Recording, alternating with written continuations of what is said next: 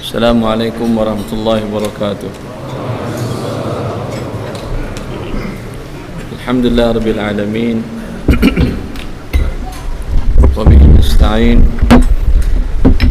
Wa nusalli wa nusallim wa nubarik ala nabiyyina Muhammadin wa ala alihi wa sahbihi wa man ihtada bihadihi wa istanna bisunnatihi ila yaumiddin wa ba'd.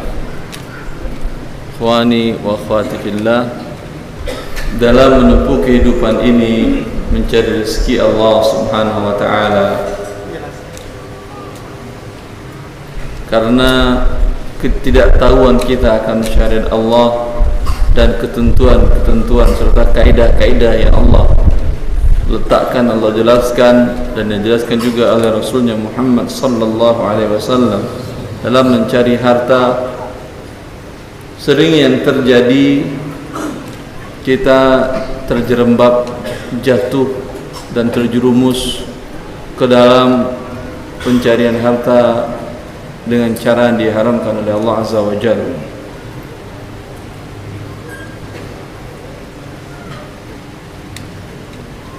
Sering terjadi, bahkan sebagian beberapa kasus yang saya temui di umur-umur pensiun, akan pensiun, ya, atau bahkan setelah pensiun, ternyata puluhan tahun dia bekerja mengalir rezeki dengan cara yang haram. Maka seorang muslim tentu tidak akan bisa bertahan hidup bila dia tahu kondisinya sekarang dalam mencari harta atau profesi pekerjaannya adalah sesuatu yang diharamkan oleh Allah. Dia tidak akan berani bertahan. Sampai saya di Pontianak,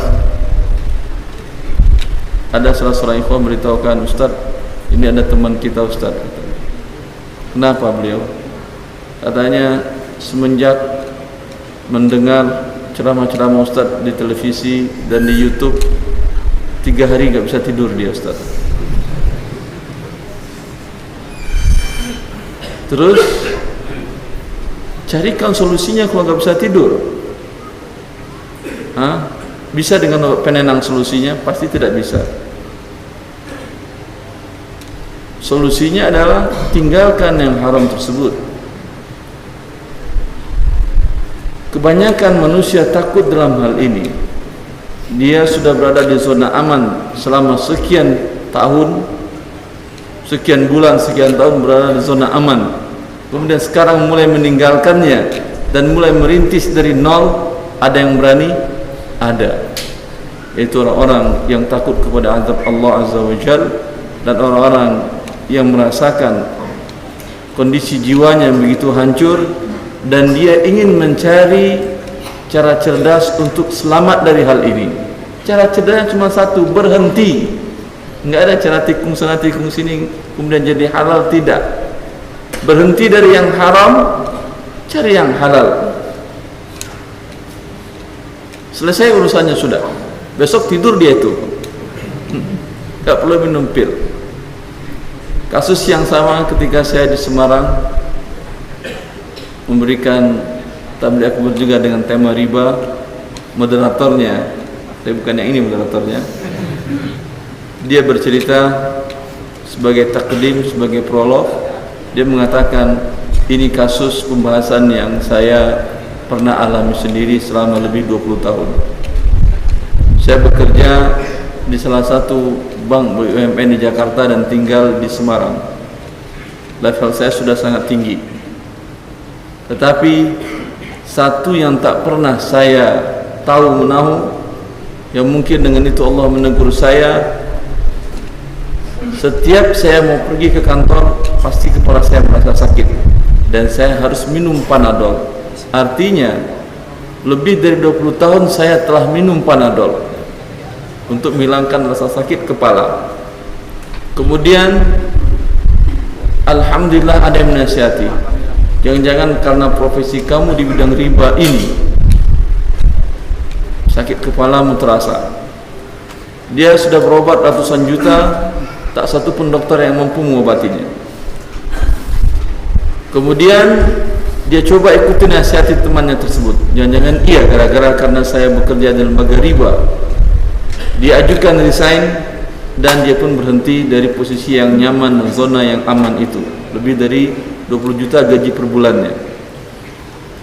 Lalu dia mengatakan terus terang di hadapan jamaah, ratusan jamaah tersebut, dia mengatakan, alhamdulillah, semenjak hari saya berhenti dari pekerjaan itu sampai sekarang tidak pernah minum Panadol. Ini dia solusi cerdasnya untuk menyelesaikan diri dari zona aman tetapi tidak aman dari siksaan Allah Azza wa Jalla.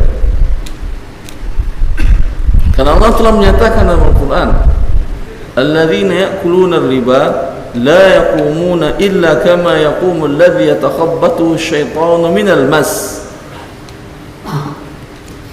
Kata Allah, orang-orang yang makan riba, ya, baik untuk mendapatkan rumah atau kendaraan atau pendidikan anak atau kebutuhan lainnya dengan cara riba, kata Allah, dia berdiri bagaikan orang kesurupan. Ibnu Abbas menafsirkan ayat ini dengan bahwasanya nanti di hari kiamat dia berdiri dengan bagaikan orang kesurupan. Tetapi penelitian salah satu profesor jantung di Mesir, di Universitas Al-Qahirah, beliau mengatakan sangat erat hubungan antara tindak laku perbuatan riba dengan penyakit jantung. Dari gambaran ayat ini, orang yang kesurupan biasa tidak normal detak jantungnya, ya, maka ini penelitiannya. Anda mau kesurupan semua karena gara-gara melakukan riba? Itu tidak. Maka solusi cerdasnya berhenti dari ini. Apakah kemudian berhenti Anda dari riba, berhenti kemudian dari hidup berarti? Tidak. Apakah kemudian berhenti dari transaksi riba untuk mendapatkan rumah, sekarang tinggal di kolong jembatan? Tidak. Apakah kemudian berhenti dari melakukan transaksi riba untuk mendapatkan kendaraan roda 2, sekarang Anda punya kendaraan roda 1? Juga tidak. Apa kendaraan roda 1 ini? Wallahu a'lam, apa enggak tahu saya. Yang penting walhasil tidak akan berakhir hidup ini, ya akhi. Tidak akan wafat Anda. Salah seorang yang bertaubat dari riba ini, dari zona aman juga dia, lebih dari 25 per bulan gajinya dia, kemudian berhenti, mulai merintis jualan kecil-kecilan hidupnya. Tapi ketika saya tanyakan, apa perasaan Anda dengan kondisi sekarang?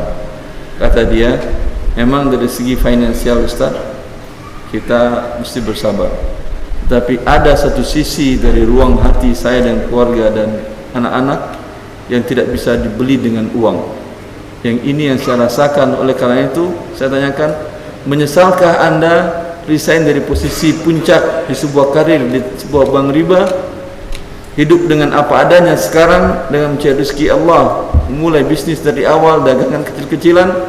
Dia mengatakan, saya tidak pernah menyesal Ustaz, karena tidak mungkin orang dalam kebahagiaan menyesal dalam kehidupan.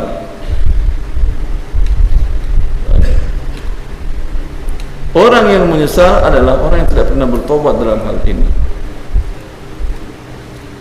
Dia sudah merasakan tidak nyaman hidup dalam kondisi riba, kemudian dia tidak ambil solusi cerdas, yaitu langsung berhenti dan memulai hidup tawakal kepada Allah dan menggantungkan rezekinya kepada Allah Azza wa Jalla. Orang yang tidak pernah mengambil karena takut segala macam, ya, dia tidak akan pernah sukses dalam hidupnya. Terus selamanya di dunia dia tidak akan merasakan kebahagiaan yang menurut dia tadi dia rasakan. Di akhirat apalagi, Allah sudah menjanjikan untuk mereka neraka. Allah telah mengatakan, وَمَنْ عَادَ فَأُولَٰئِكَ أَصْحَابُ النَّارِ هُمْ فِيهَا خَالِدُونَ. Sebelum ayat ini Allah mengatakan, فَإِنْ لَمْ تَفْعَلُوا fa'dhanu biharbin minallahi wa rasulih. Jika kalian tidak berhenti dari berbuat riba, maka kalian berarti mengumumkan perang melawan Allah.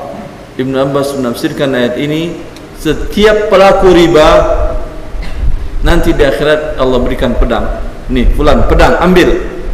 Baris nih, mari kita adu pedang. Bukan main-main. Bukan pura-pura beradu pedang, tidak. Anda lawan Allah pakai pedang, pakai nuklir ente pakai, mati nuklir ente lawan Allah. Apalagi sekarang cuma pakai pedang. Apa kejadiannya? Hancur Anda.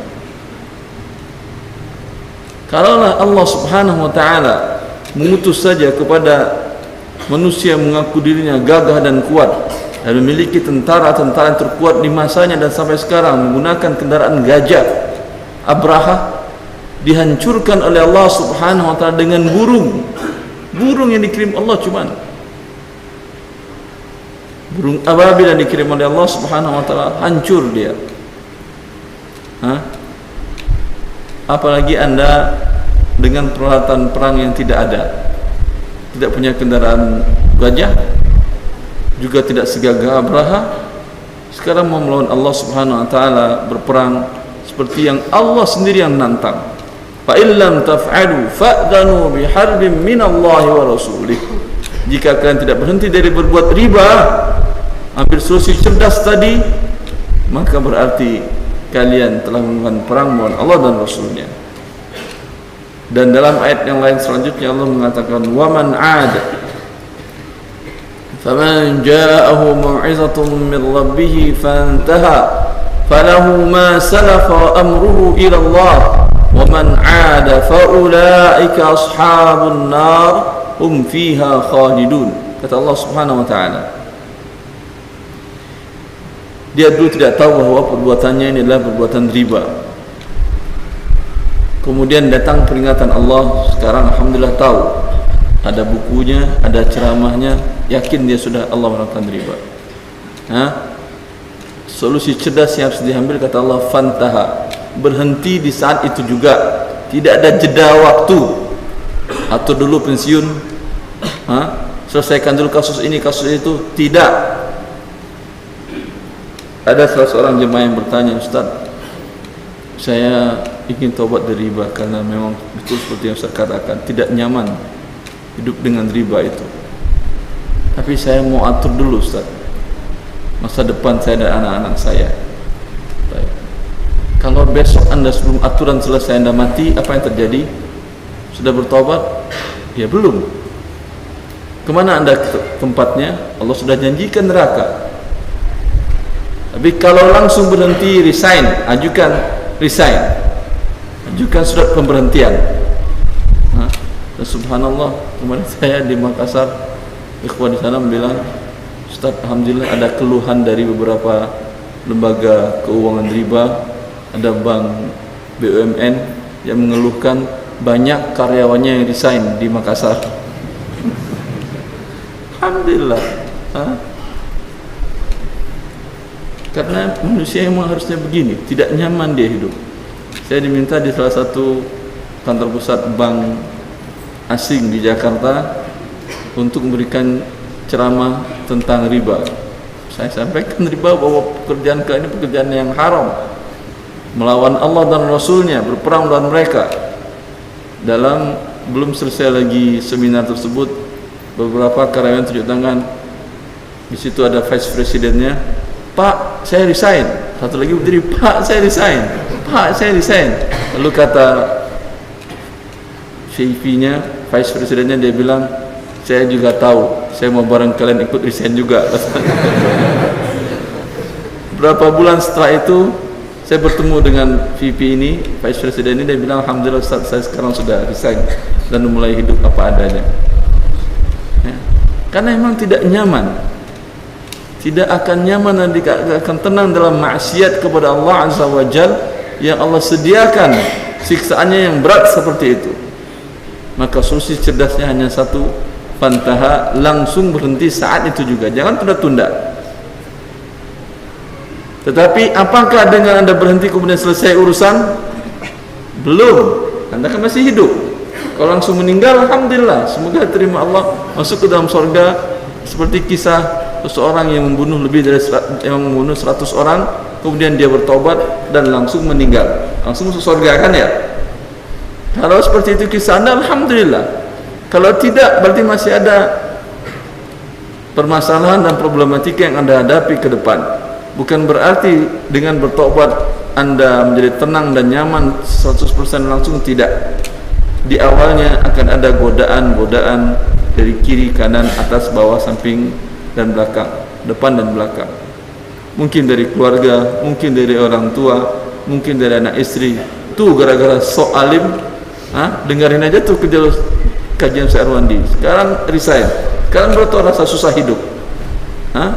Ini bagian daripada kesempurnaan pertobatan Anda kepada Allah. Karena Allah bila mencintai suatu kaum, ibtalahum, pasti akan mendapat ujian dan cobaan.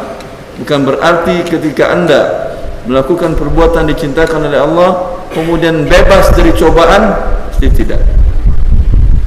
Butuh perjuangan, butuh kesabaran, dan terus belajar syariat Allah. Bila tidak belajar syariat Allah, kasus yang sama pernah terjadi. Dia taubat dari riba, dari lembaga keuangan riba, kemudian dia mulai usaha dan pinjam uang dengan cara riba. Sekarang saya katakan kepada dia, apa gunanya Anda taubat dari lembaga riba, pinjam uang dengan cara riba, tapi bukan ke lembaga, ke tetangganya.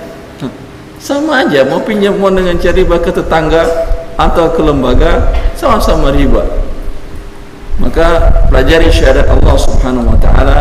Dengan demikian Anda telah memupuk, membesarkan serta mengembangkan hidayah yang Allah berikan kepada Anda. Dengan demikian Anda merasakan kenyamanan hidup di dunia ini.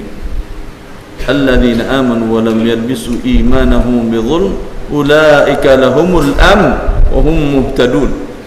Kata Allah Azza wa Jalla, orang-orang yang beriman dan tidak mencampurkan keimanannya dengan dosa, baik syirik maupun dosa-dosa besar lainnya seperti perbuatan riba, mereka lah yang merasakan kenyamanan hidup di dunia ini sebelum di akhirat.